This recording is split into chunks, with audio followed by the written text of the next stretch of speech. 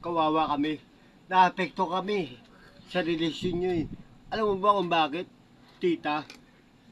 Hindi namin kumakain dahil sa pagbablock mo sa kanya. Hindi mo siya pinapansin. Kawawa yung pamilya namin. Ate, please naman. Hindi kayo kabali. Hindi kami nakabali. Maray magugutom. Si boss, nag-war trip na. Ayaw niya na. Ayaw niya na tanggapin yung mga project. Dahil sa'yo.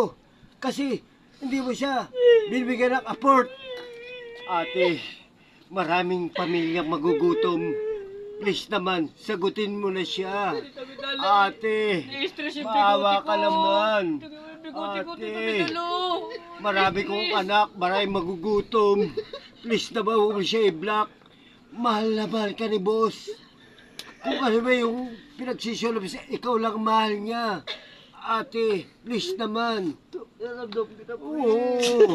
Kahit ako ate, kahit di ako marunong lumakoy, sisisid ako sa dagat. Dami-dami tayo. Oo, para makahuli tayong Makapagsabi lang. isda. Oo.